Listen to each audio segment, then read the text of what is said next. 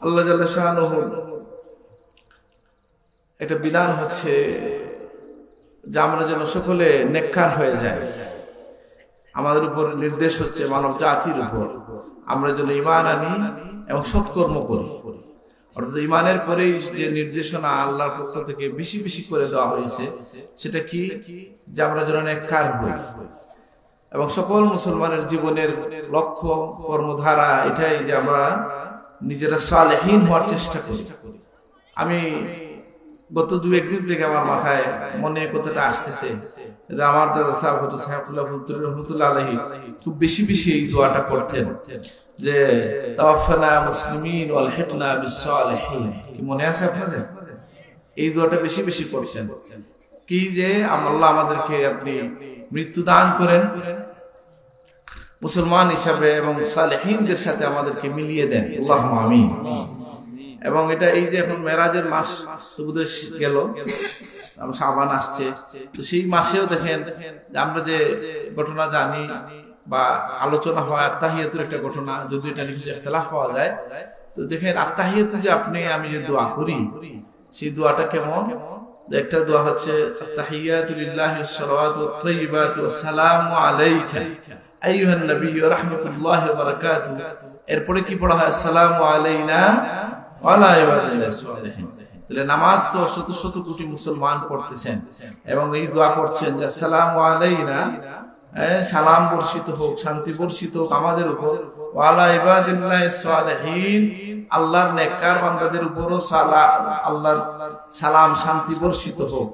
যত মানুষ নামাজ পড়ছেন, সালাত আদায় করছেন, তারা আত্তাহিয়াতু পড়ছেন কমপক্ষে 2 বার, আর আত্তাহিয়াতু বা কমপক্ষে 1 বার পড়ছেন কোন নামাজে।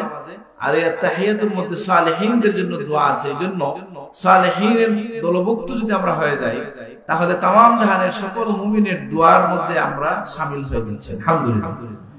আর এই সালেহ হওয়াটা, সৎকর্মশীল হওয়া হলে লাভ কি বা ক্ষতি আছে কি? বলেন না, শুধুই লাভ, আলহামদুলিল্লাহ। লাভটা কিরকম?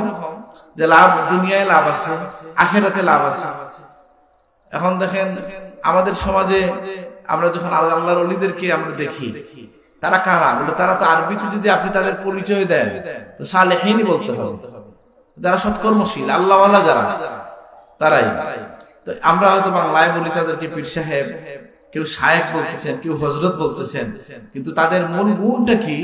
যে তারা সৎকর্ম করার মধ্য দিয়া আল্লাহর সন্তুষ্টি অর্জন করেছেন, রাসূলুল্লাহর সুন্নতের ইত্তেবার মধ্য দিয়া তারা আল্লাহর প্রিয়ভাজন হয়ে গেছেন। এইজন্য তারা দুনিয়ায় নামী হইছেন, আখিরাতেও তারা মুক্তিপ্রাপ্ত দলে থাকবেন। আল্লাহ তাদের মধ্যে আমাদেরকে শামিল করবেন, আমিন। ইন্নাল্লাযীনা আমানু ওয়া আমিলুস, আমি যে আয়াত পড়লাম সেই আয়াতের মধ্যে আল্লাহ তাআলা বলে দিচ্ছেন যে নেককার যে হবে তাকে আল্লাহ কি দিবে। ইন্নাল্লাযীনা আমানু ওয়া আমিলুস সালিহাতি সায়াজআলু লাহুমুর রাহমানু উদ্দা, যে ঈমান আনবে আর নেকির কাজ করবে আল্লাহ তার জন্য ভালোবাসা সৃষ্টি করে দেবেন, সুবহানাল্লাহ। কারণ কেউ যদি দিনের কাজ করতে চান তাহলে তার বেশি কাজ করতে যদি চান, ধর একটা মাদ্রাসা করতে চান, দিনই কোনো খিদমত করতে চান, তাহলে কিছু মানুষ তার সঙ্গী লাগবে এবং সহকারী লাগবে, সহযোগী লাগবে। আল্লাহ বলেন আমি এটা করে দেব, সুবহানাল্লাহ। এজন্য নেককার হইলে লাভ কি? বলে আল্লাহ মানুষের মধ্যে ভালোবাসা সৃষ্টি করে দেন। এটা আমি কোন কোন জায়গায় এটা শুনি বা দেখি যে ধরেন আলেম ওলামাকে বা পীর সাহেবদেরকে যে মানুষ হাদিয়া দেয়, এটা নিয়ে তো অনেক সময় আমাদের অনেক ভাই সাধারণ মানুষ দেখবেন অনেকেই বলে যে ওনাদের তো বিনা পুঁজির ব্যবসা, বলে না অনেকে, মানে তামসা করে বলে বা নেগেটিভলি বলে। এটা বলা উচিত না, আসলে তো পুঁজি আছে, আছে কি নাই?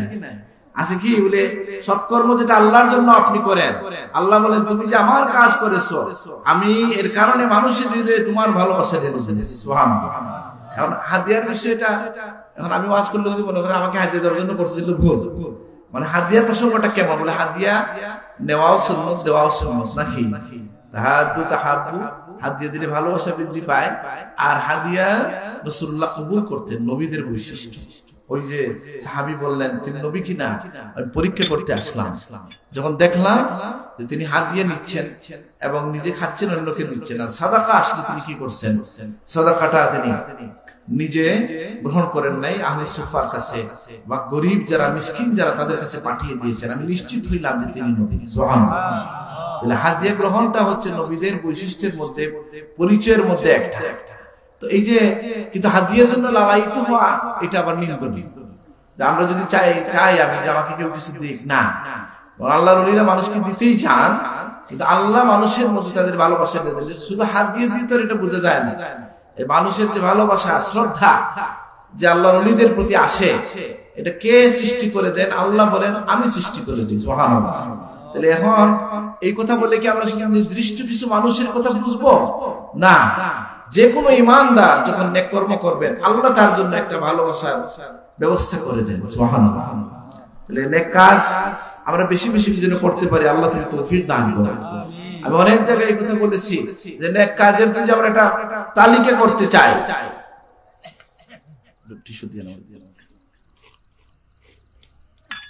নেক কাজের কোন তালিকা যদি আমরা করি, এর মধ্যে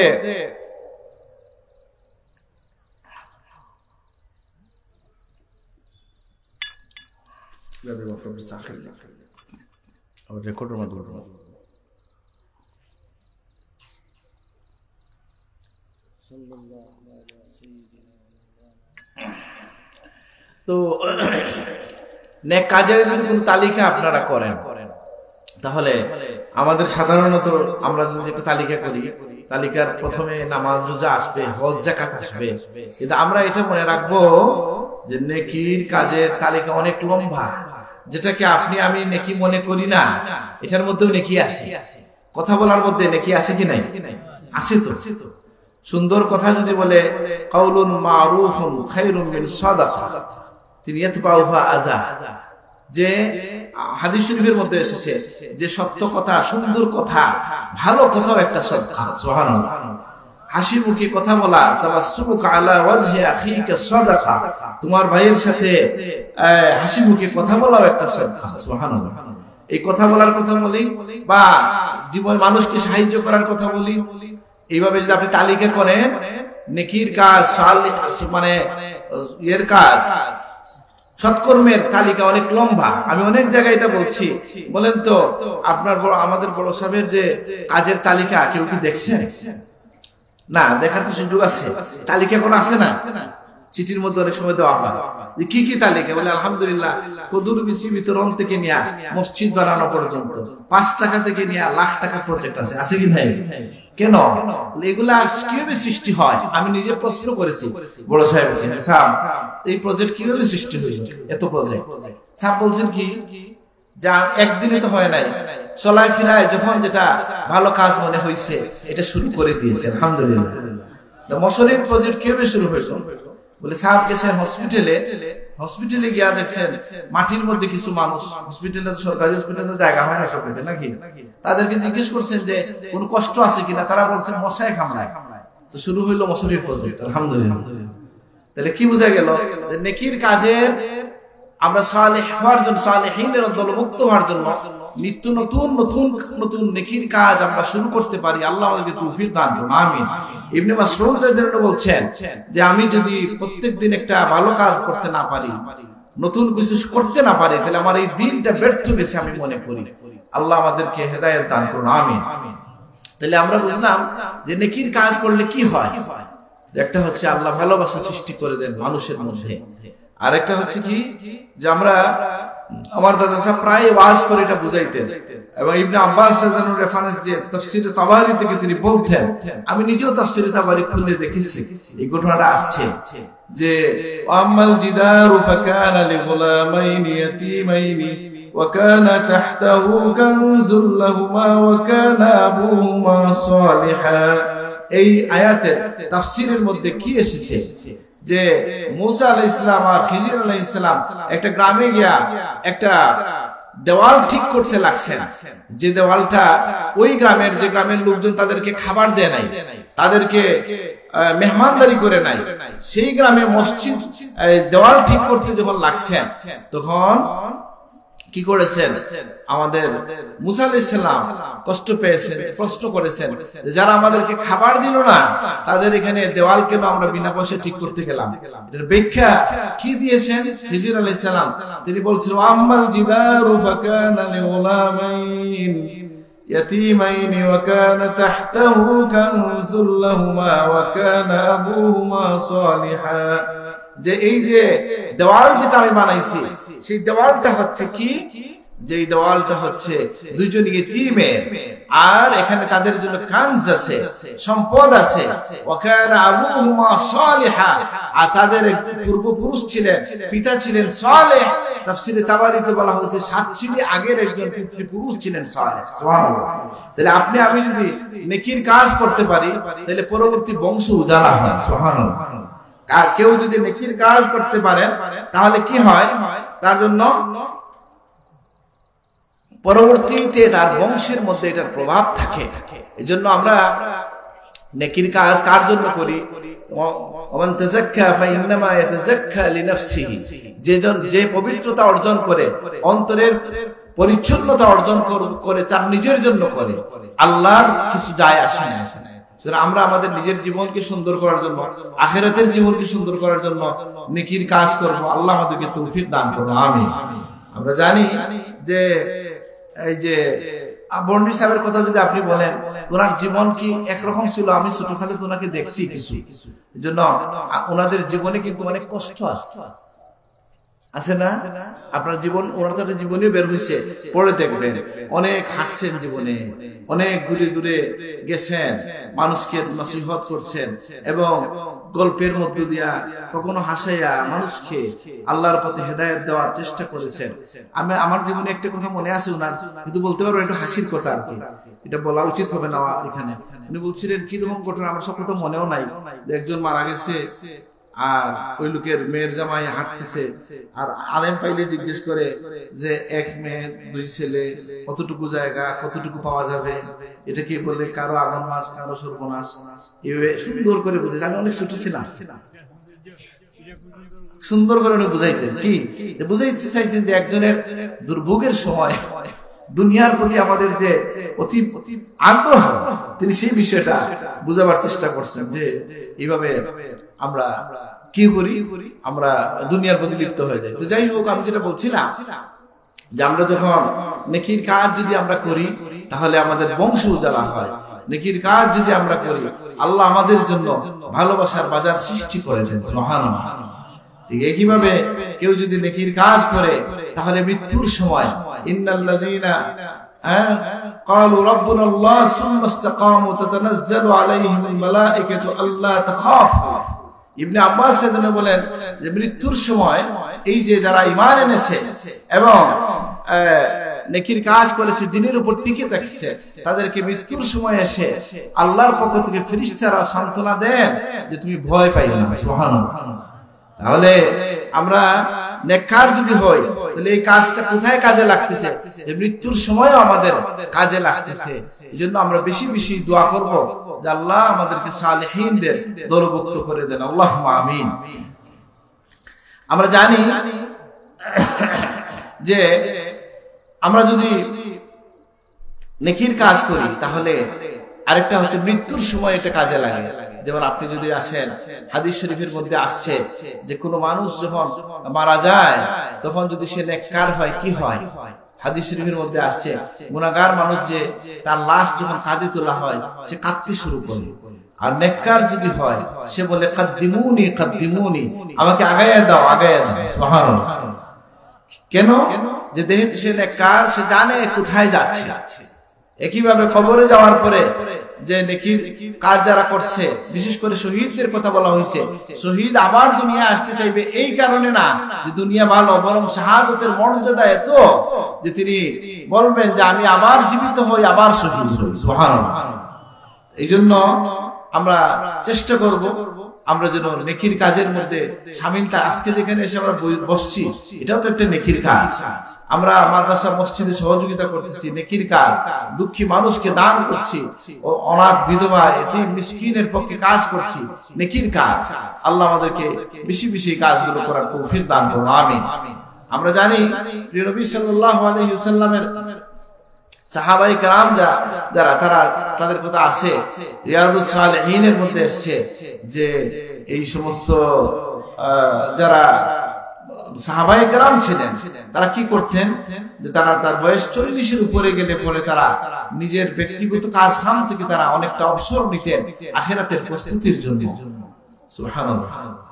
এজন্য আমরা আমাদের জীবনকে আল্লাহর রঙে রঙিন করব, আল্লাহ তৌফিক দান করুন, আমিন। আমরা নবীদের অনুসরণ করব, আল্লাহ আমাদেরকে তৌফিক দান করুন, আমিন। আমার সময় আছে কিনা একটু বলবেন, তাহলে আমি হয়তো আর দুইটা কথা বলবো। তো যেটা বলছিলাম যে আমরা আযান কয়টার সময় হবে, ঠিক আছে। তো আমরা দেখেন আপনি আমি আমাদের নবীর প্রতি যে আমাদের শ্রদ্ধা, আমাদের যে ভালোবাসা, সেটা কেমন যে আমরা নবীদের কয়েকটা দিক আছে যেগুলো হচ্ছে সৃষ্টিগতভাবে তাদেরকে আল্লাহ তাআলা দান করেছেন। সেগুলো কিছু গুণ আছে, এটা আপনার আমার নাই। নবীদের বিশেষ কিছু, সকল নবীদের বিশেষ কিছু বৈশিষ্ট্য আছে। এর মধ্যে একটা বৈশিষ্ট্য কেমন যে নবীগণ সকল নবীদের কাছে বা রাসূলগণের কাছে ওহী আসছে। তারা রাসূল যারা তাদের কাছে আল্লাহর পক্ষ থেকে ওহী আসছে। নবীগণ যখন কি করতেন, ঘুমাইতেন, তাদের চোখ ঘুমাইতো না, ঘুমাইতো কলব ঘুমাইতো না। সুবহানাল্লাহ। নবীদেরকে, সকল নবীদেরকে কিছু কমন বৈশিষ্ট্য আল্লাহ তাআলা দিয়েছেন, আর কিছু বৈশিষ্ট্য আছে আমাদের নবীকে আল্লাহ তাআলা বিশেষভাবে দান করেছেন। এজন্য আমরা আল্লাহর নবীদের পরিচয় এবং তাদের শিক্ষা এই জন্য আপনাকে জানতে হবে। প্রথমে হলো মহব্বতের জন্য, ঈমানের জন্য। দ্বিতীয় হচ্ছে কিছু বিষয় নবীদের খাস বিষয়, এটা যদি আপনি না জানেন তাহলে আপনাকে কেউ বিভ্রান্ত করতে পারে। যেমন ধরেন আপনি নবীদের একটা বৈশিষ্ট্য হচ্ছে যে জায়গায় তারা মৃত্যুবরণ করেন সেখানেই তাদেরকে, যেখানে ইন্তেকাল করেন সেখানেই কবরস্থ করা হয়। আম্মা জান আয়েশা সিদ্দিকা স্বপ্ন যুগে দেখলেন তার হুজরার মধ্যে 3টা চাঁদ এসে পড়ছে। তখন তিনি আবু বকর সিদ্দিককে প্রশ্ন করেছিলেন, তিনি কিছু বলেন নাই। আল্লাহর নবীর ইন্তেকালের পরে, যখন প্রিয় নবী সাল্লাল্লাহু আলাইহি ওয়াসাল্লাম ইন্তেকালের পরে যখন আসলেন, আল্লাহ আবু বকর সিদ্দিকের জন্য এসে বললেন যে এই হচ্ছে তোমার 3 চাঁদের এক চাঁদ। সুবহানাল্লাহ। আপনার নবীকে চাঁদের সাথে যে তুলনা করি আমরা, এটা বোঝা গেল মিলে নাকি? মদিনার সোনার চাঁদ আমরা বলি না, মানে কি চাঁদের সাথে নবীর এর সাথে একটা মিল আছে। একইভাবে অন্য হাদিস থেকে এই কথা বোঝা যায়। তাহলে নবীদের বৈশিষ্ট্যগুলো আমরা জানবো। এই যে ইন্তেকালের কথা জানবেন কেন? এখন ধরেন কাদিয়ানী একজন নবী বলে নিজেকে দাবি করছে, তার মৃত্যু কোথায় হয়েছে জানেন কিনা? হ্যাঁ, টয়লেটে হয়েছে। এখন যদি ওনাকে কবর দেয় টয়লেটে, তাহলে ইজ্জত যায়, আর বের করলে নবুতি যায়। লাভ হয়েছে না? কথা হয়েছে। তাহলে কি বোঝা গেল যে আপনাকে এই নবীদের এই পরিচয়ের কথাটা, নবীদের এই পরিচয়ের কথাটা আপনাকে জানা থাকতে হবে। এই কারণে যে আল্লাহ সুবহানাহু ওয়া তাআলা তাদেরকে বিশেষ কিছু বৈশিষ্ট্য দিয়েছেন। সকল নবীগণ মাসুম, আম্বিয়া কুল্লুহুম মাসুমুন। এটা আপনাকে আকীদা রাখতে হবে যে নবীগণ গুনাহ খাতা থেকে মুক্ত। সকল নবীদের বৈশিষ্ট্য এটা। নবীদেরকে আল্লাহ কিছু বিশেষ বৈশিষ্ট্য দিয়েছেন, অন্য জায়গায় পাওয়া যায়। প্রত্যেক নবীর চেহারা উজ্জ্বল ছিল, আওয়াজ সুন্দর ছিল, বংশ উচ্চ ছিল। সুবহানাল্লাহ। কিন্তু আবার দেখেন আপনাকে আমাকে আল্লাহ তাআলা নবীর যে পরিচয় কোরআন কারীমে দিয়েছেন, প্রধানত বলেন তো আল্লাহর নবীকে আল্লাহ যে পরিচয় করে দিয়েছেন, এর মধ্যে নবীর অঙ্গ প্রত্যঙ্গের কথা আছে। ঠিক আছে, চেহারার কথা আছে। কাদ নারা তাকাল্লুবা ওয়াজহিকা ফিস সামাই ফালানুওয়াল্লিয়ান্নাকা কিবলাতান তারদাহা। চোখের কথা আছে, মা যাগাল বাসারু ওয়া মা তাগা। রাসূলুল্লাহর জিহ্বার কথা আছে কি, ওমা ইয়ানতিকু আনিল হাওয়া ইন হুয়া ইল্লা ওয়াহয়ু ইউহা। হাতের কথা আছে কি, ইন্নাল লাযিনা ইউবাইউনাকা তাহতা আশ-শাজারাতি ইন্নামা ইউবাইউনাল্লাহ আছে। লিনুসাব্বিতা বিহি ফুআদাক। রাসূলুল্লাহর কলবের কথা আছে। কিন্তু আল্লাহ তাআলা যখন আমাদেরকে নবীর বিষয়ে পরিচয় দিয়েছেন, তখন কি বলছেন? ওয়া ইন্নাকা লাআলা খুলুকিন আযীম। হে নবী, আপনি সুমহান চরিত্রের উপর অধিষ্ঠিত। নবীর বংশ উচ্চ, নবীর চেহারা সৌন্দর্য, এই সমস্ত বিষয়কে আল্লাহ তাআলা কোরআনে বিস্তারিত বর্ণনা করেন নাই, কিন্তু নবীর চরিত্রের ব্যাপারে আল্লাহ তাআলা বিশেষভাবে বলেছেন। কারণ কি বলে, আপনার আমার যে কেউ যে কোনো জায়গায় জন্ম নিতে পারে, যে কোনো পরিবারে জন্ম নিতে পারে, এটাকে মুখ্য করেন নাই আল্লাহ তাআলা, আখলাককে মুখ্য করেছেন। চরিত্রকে মুখ্য করেছেন। নবী থেকে আপনি কি নিবেন? কিছু বিষয় আছে যেগুলো আপনি শুনে ইমানকে মজবুত করবেন, যেগুলো শুনে আপনার ইমান তাজা হবে, আপনার ইমানকে সুরক্ষা দিবেন। আর কিছু বিষয় আছে আপনি অনুসরণ করবেন। ইমানকে সুরক্ষা দেওয়ার জন্য, নবীদের ব্যাপারে ইমান আনয়নের জন্য তাদের বৈশিষ্ট্য সম্পর্কে জানতে হবে। যেমন তারা মাসুম ছিলেন, যেমন তাদের কাছে আল্লাহর পক্ষ থেকে ওহী আসছে, এটা জানবেন। নবীদের একটা বৈশিষ্ট্য হচ্ছে যে তারা কি হন না, সম্পদ রেখে যান না। আমরা নবীগণ কি করি না, ওয়ারিস হই না কারো, আমরা কারোর জন্য ওয়ারিসের সম্পদ রেখে যাই না। নবীগণ ইলম রেখে যান। সুবহানাল্লাহ। এজন্য নবীজি বলছেন, কেউ যদি ইলম গ্রহণ করে সে আমার মিরাসের পূর্ণটা গ্রহণ করেছে। সুবহানাল্লাহ। নবীর সম্পদে সকলের অধিকার আছে কি নাই? আছে। এই জন্য এক সাহাবীকে বলছেন বাজারে যে তোমরা আজকে আমি এটা বলে আসছি, এই যে মজলিসে বসছেন কেন? আমি তো বুঝি ইলম নেওয়ার জন্য, কিছু জানার জন্য বসছি, নাকি কিছু জানতেই তো বসছেন। এটাই হচ্ছে আমাদের উদ্দেশ্য। কেন? যে এখান থেকে যতটুকু নিব আমরা নবীর ওয়ারাসাতি সম্পদ থেকে আমি ভাগ পেয়ে গেলাম, আলহামদুলিল্লাহ। আমরা এটা বুঝলাম যে এখন সাহাবীকে বলছেন নবীকে, সবাইকে, যে তোমরা যে এখানে বাজার কাট করতেছ, তুমি কি জানো নবীর সম্পদ মসজিদে বিতরণ হচ্ছে? তোমরা এখানে বসে আছো, সবাই দৌড়ে দৌড়ে মসজিদে গেছে, গিয়ে দেখে যে ওখানে কোন সম্পদ তো বিতরণ হয় না, কোরআনের দর্শ হচ্ছে বা ইলমি দর্শ হচ্ছে। তারা বললো, আপনি বললেন না সম্পদ এখানে বিতরণ হচ্ছে? তিনি বললেন, হ্যাঁ, নবীর সম্পদ তো এটাই যেটা এখানে হচ্ছে, কোরআন হাদিসের তালিম হচ্ছে। সুবহানাল্লাহ। নবীদের একটা বৈশিষ্ট্য পাওয়া গেল।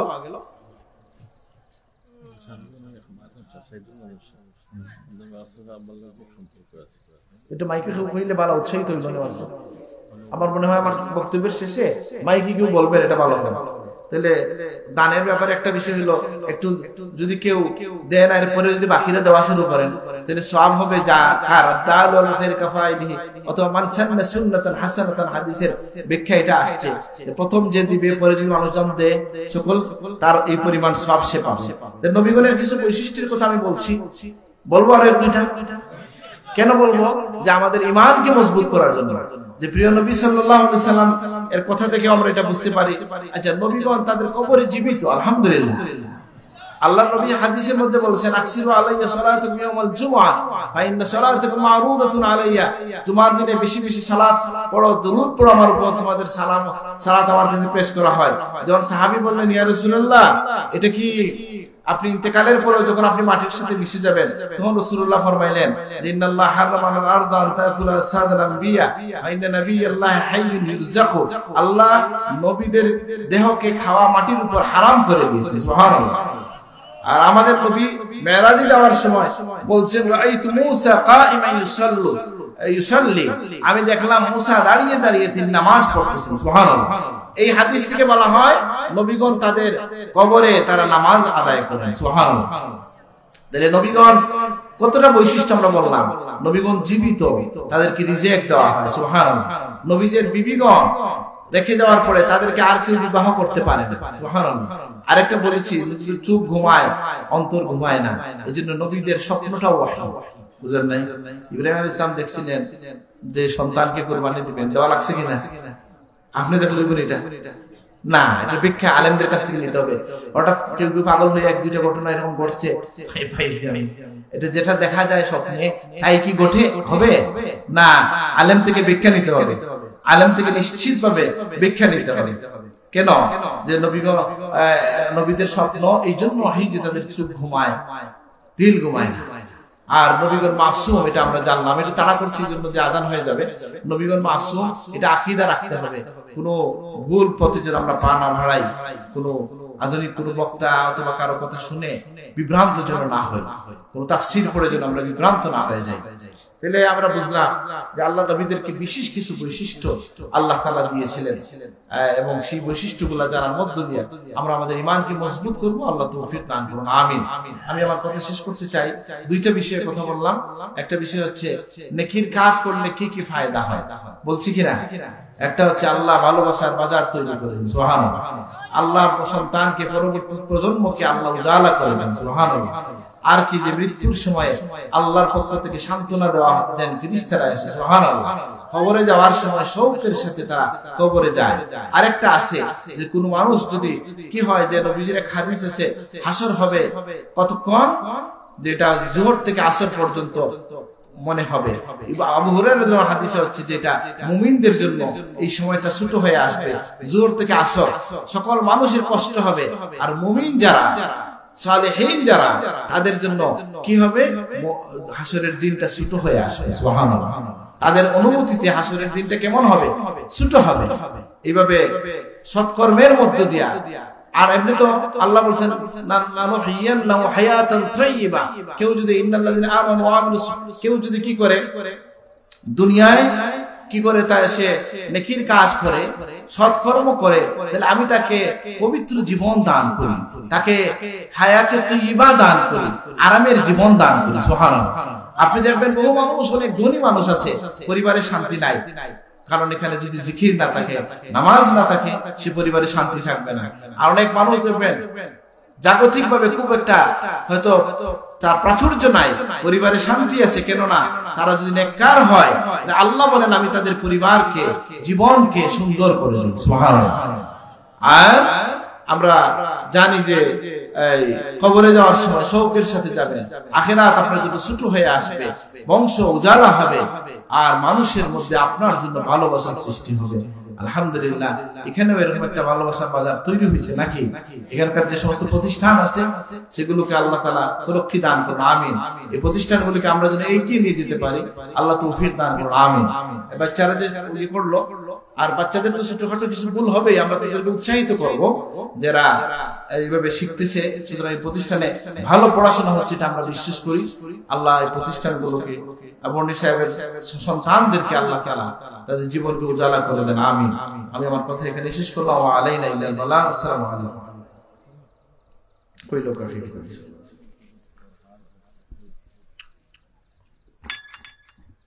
আলহামদুলিল্লাহ, আমরা গুরুত্বপূর্ণ আলোচনা করছিলাম।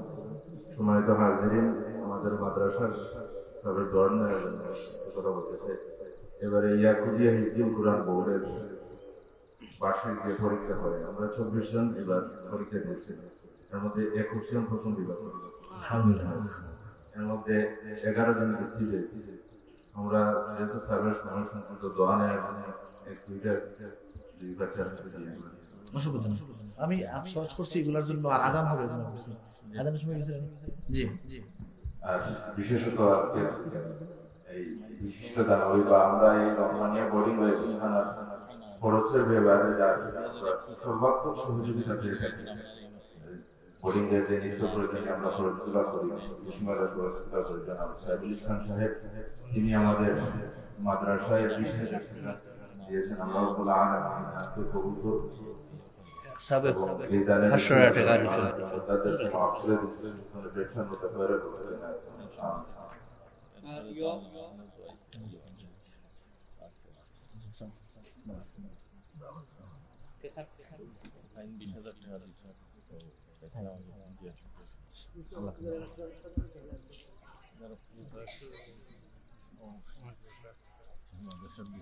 Yes. 11 জন যারা বৃত্তি পেয়েছে তাদের নাম হচ্ছে মোহাম্মদ আবু সাইদ পাশকরা, রেদওয়ান আহমদ পাশকরা, তাওহিদ আহমদ পাশকরা, মেহেদি হাসান পাশকরা, সুলাইমান আহমদ, তামিম আহমদ পাশকরা, মোহাম্মদ আব্দুর রহমান, আকরামুল ইসলাম তাওহিদ, তুফাইল আহমদ সজীব। বিস্ফোরা হচ্ছে মোহাম্মদ আবু সাইদ এবং মোহাম্মদ আল আমিন। মোহাম্মদ আল আমিন এবং মোহাম্মদ আবু সাইদকে পুরস্কৃত করা হবে।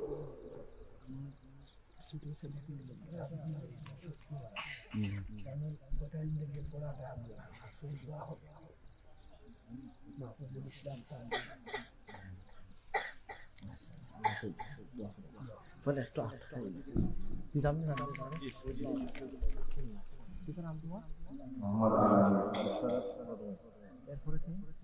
মোহাম্মদ আবু সাইদ,